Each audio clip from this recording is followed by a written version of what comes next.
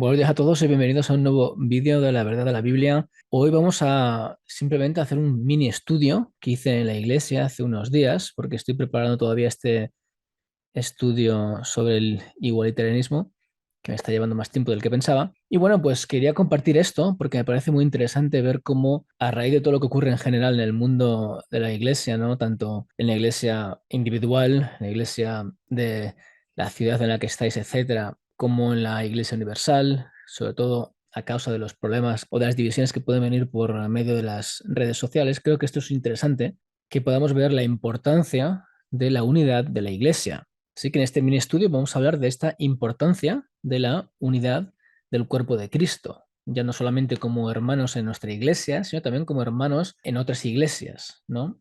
Y una de las razones principales de este tipo de estudios es para que podamos todos crecer como hermanos y dejarnos de contiendas con otro tipo de hermanos, ¿vale? La naturaleza de estas contiendas pues pueden ser muchas y pueden ser diversas, ¿no? Pueden ser porque la personalidad del hermano no nos guste, entonces creamos este tipo de contiendas, que les hablemos mal, etcétera, o criticarles también, ¿no? E incluso el no hablarles y crea ese tipo de ya de divisiones, ¿no? Las contiendas también pueden ser causadas por problemas doctrinales. Esto es generalmente lo que ocurre con hermanos que se encuentran en diferentes iglesias o denominaciones. Por esto último, por lo que este estudio tiene relevancia hoy en día, porque este vídeo también sale a las redes sociales, ¿no? Porque a pesar de los problemas que existen interdenominacionales, que causan grandes divisiones, también los problemas entre hermanos de la misma congregación son muchos y pueden llegar a ser fatales para la iglesia, ¿vale? Es por esto que tenemos que entender que hay que generar esta unidad en el cuerpo de Cristo, porque la división es totalmente destructiva para el cuerpo de Cristo. Y veremos también por qué más adelante, no solamente por nosotros, sino también por los de afuera, ¿no? Una de las cosas que generalmente ocurre cuando alguien se mete en contra de nosotros es intentar de alguna manera responder de la misma manera. Es la forma que nosotros intentamos siempre de protegernos, ¿no? Alguien se mete, pues nuestro orgullo que ha tocado por el tipo de comentario que se nos hace e intentamos defendernos de cualquier manera posible.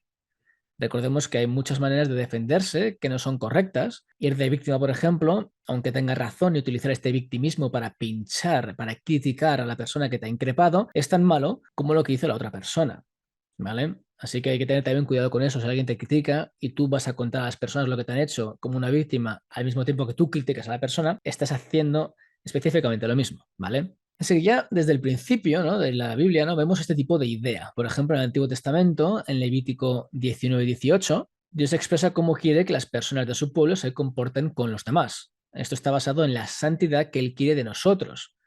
Esto lo vemos, por ejemplo, en el versículo 2 cuando dice, habla a toda la congregación de los hijos de Israel y diles, santos seréis porque santo soy yo, Jehová, vuestro Dios. Y luego en el versículo 18, que es el que tenéis en pantalla, dice lo siguiente, no te vengarás ni guardarás rencor a los hijos de tu pueblo, sino amarás a tu prójimo como a ti mismo, yo Jehová. Por tanto, inicialmente vemos cómo existe este principio de santidad, que es el de no vengarse de los demás. Esto quiere decir que si queremos ser santos, esto es, apartados para Dios, entonces no podemos nosotros ejercer como Dios y hacer nuestro propio juicio. Debemos dejar al juez justo actuar. Pablo, por ejemplo, nos expresa una idea muy similar en Romanos 12, 17 al 21. No paguéis a nadie mal por mal, procurad lo bueno delante de todos los hombres. Si es posible, en cuanto dependa de vosotros, estad en paz con todos los hombres. No os venguéis vosotros mismos, amados míos, sino dejad lugar a la ira de Dios, porque escrito está, mía es la venganza, yo pagaré, dice el Señor. Así que si tu hermano tuviere hambre, dale de comer, si tuviere sed, dale de beber, pues haciendo esto, ascuas de fuego amontonarás sobre su cabeza, no seas vencido de lo malo, sino vence con el bien el mal.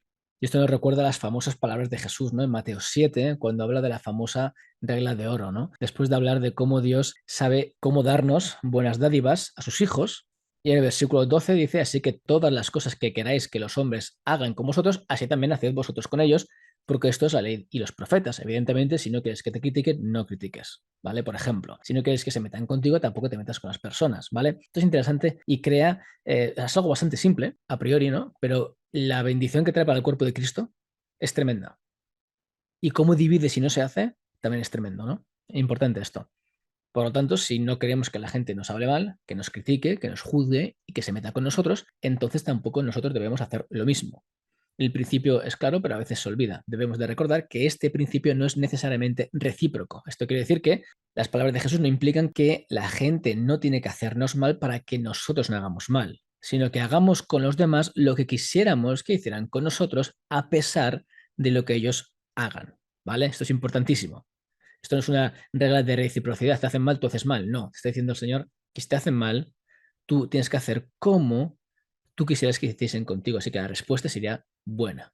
Jesús, por ejemplo, en Juan 13, 34, 35, nos deja claro cómo tenemos que amarnos. Dice, un mandamiento nuevo os doy, que os améis unos a otros como yo os he amado, que también os améis unos a otros. Y aquí vemos esta inclusión de cómo yo os he amado. Importantísimo, ¿no? En esto conocerán todos que sois mis discípulos si tuvierais amor los unos con los otros. Como se puede apreciar, el mandamiento es muy importante y vital a la hora de comprender lo que tenemos que hacer por los demás y cómo tenemos que amarlos. Recordamos que el amor de Cristo es la manifestación del amor perfecto que solo existe en Dios o en el Dios Trino. Este amor que hace que su Hijo se manifieste en carne y muera por nuestros pecados, recordemos, porque de tal manera amó Dios al mundo que ha dado a su Hijo unigénito para que todo aquel que en él cree no se pierda, mas tenga vida eterna. Esto demuestra el amor de Dios hasta dónde llega. Esto es lo que nos dice el Señor. Aquí vemos cómo su amor es tan grande. Jesús lo representa específicamente en su propio cuerpo. Creo que vale la pena recordar las palabras de Pablo en Filipenses 2, 5 a 8, cuando dice: haya pues en vosotros este sentir que hubo también en Cristo Jesús, el cual siendo en forma de Dios, no estimó el ser igual a Dios como cosa que aferrarse, sino que se despojó a sí mismo tomando forma de siervo, hecho semejante a los hombres, y estando en la condición de hombre, se humilló a sí mismo, haciéndose obediente hasta la muerte y muerte de cruz. Recordemos que este ejemplo que pone Pablo viene precedido de algo muy parecido a lo que estamos hablando. Esto lo vemos en el versículo 3 y 4, cuando dice, nada hagáis por contienda o por vanagloria, antes bien con humildad, estimando cada uno a los demás como superiores a él mismo, no mirando cada uno por lo suyo propio, sino cada cual también por lo de los otros. Esto es importantísimo, como superiores. Esto es un ejemplo que yo creo que puse en la iglesia, esa idea. Es como si se mete contigo alguien de tus amigos o de la iglesia, ¿no? Y tú respondes mal por mal, evidentemente está mal, ¿no? Pero estés a la par. Pero ¿qué pasaría, por ejemplo, si tu jefe te dice algo raro, ¿no? Y tú dependes de ese trabajo para vivir? Generalmente la gente se calla. O a lo mejor tampoco haces esa remarca a tu jefe porque tienes miedo a que pueda tener represalias. Entonces, ¿qué hacemos? Nos callamos. No respondemos mal por mal, no le criticamos, no le decimos cosas, ¿no? Si sabes, por ejemplo, que la crítica puede llegar a él, de cualquier manera, tampoco intentas criticar a otras personas acerca de tu jefe por las repercusiones que puedas tener. Esto es igual. Tenemos que tratar a los hermanos como si fuesen superiores a nosotros, de esta manera. Esa es la idea que tenemos que tener en nuestra cabeza. No hablarles mal, no criticarles, etcétera, etcétera, etcétera. Esto es lo que crea esta unidad en el cuerpo de Cristo, pensando que somos nosotros siervos. El ejemplo de Jesús fue el sumum del ejemplo de lo que implica el amor que trae unidad al cuerpo de Cristo. ¿Vale? Esto es importantísimo y siempre tenemos que pensar de esta manera, ¿vale? De esta manera que somos siervos y siervos inútiles. En el ministerio de Cristo vemos este tipo de actitud sacrificial en muchas ocasiones. Por ejemplo, en Mateo 20, 26 al 28, Jesús les deja claro que Él vino para servir y dar su vida por los muchos. Esto lo dijo para que sepamos que nuestra condición tiene que ser la misma. Esto es la de no pensar que somos más que los demás. Esto lo podéis ver en Mateo 20, 26 al 28. Podéis parar la pantalla y leerlo con tranquilidad. Este tipo de actitud de siervos hace que cuando alguno de nuestros hermanos se metan con nosotros, no respondamos mal por mal, sino como un siervo, esto es, en silencio, sin réplica, sabiendo que Dios lo ve todo y Él trata con los corazones. Vamos, lo tendremos que responder de la misma manera que he hecho anteriormente como a nuestros jefes, aunque hoy en día, depende de qué país viváis, tenemos recursos humanos, etcétera, y la gente intenta hacer problemas, ¿no? Y si te echan, pues al fin y al cabo, depende del país en el que esté, pues tienes derecho a paro, a dinero que te da el gobierno. Mientras tanto, entonces a veces hasta en el orgullo lo haces, pero veámoslo con los ojos contextuales de la Biblia específicamente, ¿vale? Porque en esa época, independientemente del país donde vivieses, esto no existía. Si te metías con tu jefe, te echaban y te quedabas sin comer y no había comida. Tenías que buscar otro trabajo y ya es súper difícil, no es como ahora. ¿Vale? Es verdad que en algunos países hoy en día sigue siendo parecido, pero en los países como Estados Unidos o países europeos, etcétera, y algunos países también de otras partes del mundo, pues si tu jefe te habla mal, por ejemplo, y tú respondes, al fin y al cabo hasta puedes incluso echar al jefe por medio de recursos humanos, ¿no? O sea, pero veamos e interpretemos a la luz de la escritura, a la luz del contexto de la época, cómo esto no podía existir. Y como algunos de vosotros que a lo mejor estáis viendo en vuestros países, esto no puede pasar tampoco. Si te metes con el jefe, te puede echar y no hay nada que puedas hacer al respecto y buscar trabajo a lo mejor es difícil, ¿no? Pues esto pasaba en esta época. Y por eso dice el Señor que tenemos que tratar a los demás de esta misma manera, como superiores, para que eso no exista. Se meten con nosotros lo aguantamos, le bendecimos y quizá nuestro ejemplo que explique y exprese este amor de Dios que está reflejado en Cristo, que es el amor más grande, que representa el amor de verdad, ¿vale? Interesantísimo. Especialmente porque tampoco podemos saber si el Señor va a utilizar este tipo de situación para que el corazón de esta persona sea expuesto y se arrepienta. Es parecido a lo que dijo Pedro en 1 Pedro 2:12, cuando dice, manteniendo vuestra manera de vivir entre los gentiles para que en lo que murmuran de vosotros como de malhechores, glorifiquen a Dios en el día de la visitación, al considerar vuestras buenas obras. Esto también se puede evidentemente aplicar a la gente de nuestro entorno de la iglesia. Estas palabras de Pedro son parecidas a las de Pablo en Colosenses 4, 5 al 6, cuando dice, andad sabiamente para con los de afuera, redimiendo el tiempo, sea vuestra palabra siempre con gracia, sazonada con sal, para que sepáis cómo debéis responder a cada uno. Como he dicho anteriormente, aunque estén hablando de estas personas del mundo, ¿no? De exteriores al cuerpo de Cristo, se puede aplicar evidentemente a las personas dentro del cuerpo de Cristo. Es por esta razón que vemos como una actitud apropiada entre hermanos no solo hace que estemos bien ante los ojos de Dios, evidentemente, sino que también genera esta unidad en la iglesia que se hace mayor cuando los hermanos que a lo mejor son un poco más débiles y se meten con nosotros, hacen comentarios inapropiados o nos critican y nosotros les perdonamos y no tenemos nada en contra de ellos, genera una unidad tremenda mucho más que la anterior, ¿vale? ¿Por qué? Porque la gente del mundo no actúa así, la gente del mundo actúa como el mundo. Entonces, si los cristianos actúan como el mundo, se generan las mismas fricciones y divisiones. Si se hace al revés, si se actúa como el ejemplo supremo que tenemos de Cristo, la unidad es mayor y más grande, ¿vale? En el ministerio de Cristo seguimos viendo este tipo de patrón. Recordemos el Sermón del Monte, Mateo 5, cuando habla de este tipo de cosas. Y cómo se puede aplicar a nuestra relación con los hermanos de la Iglesia, tanto de nuestra congregación como también de otras denominaciones, que esto es lo que ocurre más en las redes sociales, que la gente se mete unos con los otros, se insultan, les llaman herejes, hijos del diablo y cosas de esas, ¿no? Cuando a lo mejor no lo son. En Mateo 5, 38, 48 lo puedes leer ahí, lo tienes en pantalla, para ver lo importante que es este tipo de principio. Porque el amor al prójimo es vital para la Iglesia. Entre muchas de las cosas que Jesús nos dejó como ejemplo y que Dios también lo hizo a través de las Escrituras, es el amor al prójimo. Cuando vamos a los demás de verdad, entonces tenemos una postura por la cual las injurias de nuestros enemigos no nos afectan. Pablo nos dice en Romanos 13, 8 al 10 algo fundamental acerca de amarnos los unos a los otros, cuando dice no debáis a nadie nada, sino el amaros unos a otros, porque el que ama al prójimo ha cumplido la ley. Porque no adulterarás, no matarás, no hurtarás, no dirás falso testimonio, no codiciarás y cualquier otro mandamiento. En esta sentencia se resume, amarás a tu prójimo como a ti mismo. El amor no hace mal al prójimo, sino que el cumplimiento de la ley es el amor. Recordemos que, como vimos anteriormente en el estudio de la apostasía, para quien lo haya visto, es de suma importancia andar como Cristo anduvo. Jesús deja claro que tenemos que hacer como Él hizo. Esto demuestra que si queremos ser sus seguidores, entonces tenemos que hacer como Él hizo, y esto implica el amar a nuestros enemigos y bendecir a los que nos maldicen. ¿Qué dice la palabra de Dios acerca de Él mismo? Se nos dice que Dios es amor en 1 Juan 4:8. Pablo en 1 Corintios 13 nos explica qué es el amor, el verdadero amor que refleja la naturaleza de Dios cuando dice, si yo hablase en lenguas humanas y angélicas y no tengo amor, vengo a ser como metal que resuena o címbalo que retiñe, y si tuviese profecía y entendiese todos los misterios y toda ciencia, y si tuviese toda la fe de tal manera que trasladase los montes y no tengo amor, nada soy. Y si repartiese todos mis bienes para dar de comer a los pobres, y si entregase mi cuerpo para ser quemado y no tengo amor, de nada me sirve. El amor es sufrido, es benigno, el amor no tiene envidia, el amor no es jactancioso, no se envanece, no hace nada indebido, no busca lo suyo, no se irrita, no guarda rencor, no se goza de la injusticia, más se goza de la verdad. Todo lo sufre, todo lo cree, todo lo espera, todo lo soporta. El amor nunca deja de ser, pero las profecías se acabarán y cesarán las lenguas, y la ciencia acabará. Este tipo de amor se sigue reflejando en cómo actuamos con los demás, siempre teniendo en cuenta el ejemplo de Cristo, Colosenses 3, 12 al 13, vestidos pues como escogidos de Dios, santos llamados de entrañable misericordia, de benignidad, de humildad, de mansedumbre, de paciencia, soportándoos unos a otros y perdonándoos unos a otros si alguno tuviera queja contra otro. De la manera que Cristo os perdonó, así también hacedlo vosotros, siempre con el ejemplo de Cristo, porque demuestra el amor verdadero, que es el que crea la unidad en su cuerpo, que somos nosotros. Es tan vital el amor por los demás que el apóstol Juan nos dice lo siguiente en 1 de Juan 4, 20 al 21. Si alguno dice yo amo a Dios y aborrece a su hermano, es mentiroso. Pues el que no ama a su hermano a quien ha visto, ¿cómo puede amar a Dios a quien no ha visto? Y nosotros tenemos este mandamiento de él, el que ama a Dios, ame también a su hermano. Importantísimo y vital que se centra mucho en este tipo de amor verdadero, que es lo que implica. Si amas a Dios de verdad, vas a amar al prójimo, por lo tanto, no vas a responderle mal, no vas a criticarle, etcétera. Importantísimo, ¿vale? Esto que genera esta unidad en el cuerpo de Cristo, siempre basado en este amor de Dios, ¿no?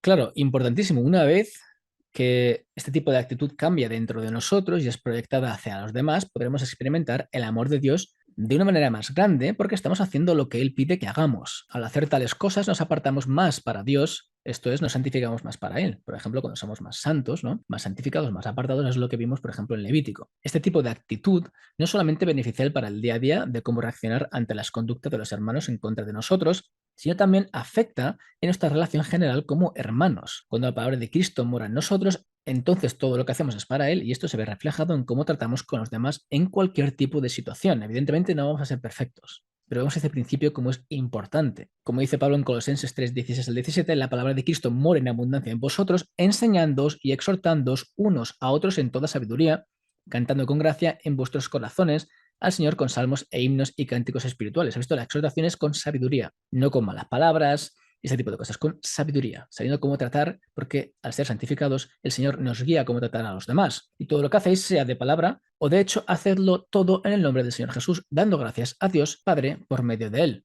Sé que este tipo de actitud también la reflejamos en cómo actuamos con los demás cuando estos caen en pecado. Por ejemplo, lo dice Pablo en Gálatas 6:1, hermanos, si alguno fuere sorprendido en alguna falta, vosotros que sois espirituales, restauradle con espíritu de mansedumbre, considerándote a ti mismo, no sea que tú también seas tentado. Así que vemos como, por ejemplo, existe este tipo de unidad específica que el Señor requiere de nosotros, que está basada en el amor de Cristo. Evidentemente, esto se ve en la iglesia local, que es importantísimo y vital también para que también las personas vean, porque nosotros somos todos evangelistas, de alguna manera somos todos misioneros, somos todos personas que llevamos la misión de Dios a todas partes a las que vamos, o tendríamos que hacerlo. ¿Qué ocurre? Pues que también ahora vamos a ver esto como ocurre, este desunión del cuerpo de Cristo también ocurre en las redes sociales. Así que en nuestra iglesia local tenemos que ser de esta manera, amarnos los unos a los otros, crear esta unidad, este vínculo de amor que viene evidentemente generado del Dios Trino, ¿no? El Dios amor, y cómo eso también se tiene que expandir fuera de los límites de la iglesia local y de nuestro alcance físico.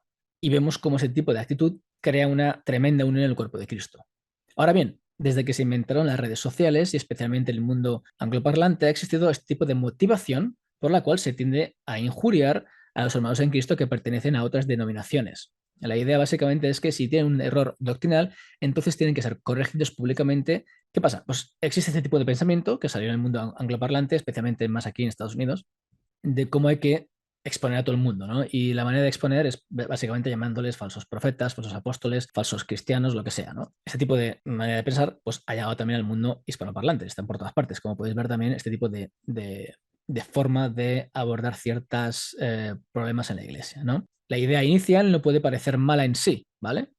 Pero tiene ramificaciones nefastas para el cuerpo de Cristo. Primeramente, el ejemplo que ponen, por ejemplo, estas personas es el de Pablo con Himeneo y Alejandro en 1 Timoteo 1:19 e Himeneo y Alejandro en 2 Timoteo 2:16 al 17 y el de Pablo, por ejemplo, con Pedro en Gálatas 2. Pero yo creo que esto no funciona con su argumentación. Recordemos que las cartas de Pablo estaban escritas para iglesias y personas que trataban, habían tratado con las personas a las que escribía o servían como ejemplo de pecados graves como el de la blasfemia que veis en 1 Timoteo 1:19 y con errores doctrinales primarios, ¿vale? No secundarios, primarios, como decir que la resurrección ya se efectuó, como por ejemplo en 2 Timoteo 2:16 al 17.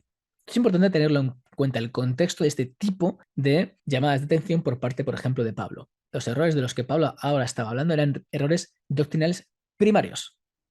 Salvación por obras o una mezcla de obras y fe, o que la resurrección ya había ocurrido. En este sentido, por ejemplo, la idea de Pablo no era que todas las personas del mundo supieran los problemas que había en la iglesia a causa de errores doctrinales fundamentales, sino el que la iglesia local pudiera estar preparada contra tales tipos de errores doctrinales. Lo mismo ocurre con el problema de Pedro en Gálatas 2. Recordemos que el hecho de Pedro judaizar, hubiera él personalmente abrazado tal doctrina o no, porque hay debate en esto, ¿no? Implica que ahora la gente podría pensar que el hacer lo que los judaizantes hacían era el camino a seguir. Recordemos que el problema de los judaizantes era el obviar la gracia y añadir a la gracia obras. Como se puede apreciar, evidentemente creo el error no era el de si las mujeres llevaban pantalones o faldas, ¿no? O que pudieran predicar o no, eso es otro problema, ¿no? Sino el torcer un pilar fundamental del evangelio, que la salvación es solamente por gracia a través de la fe, no por obras para que nadie se gloríe. Efesios 2:8 al 9. Creo que cuando contextualizamos este tipo de llamada de atención a otros hermanos que vemos en la Biblia, podemos apreciar cómo este tipo de disciplina queda confinada en las puertas de la congregación cristiana y están basadas en errores de doctrinas fundamentales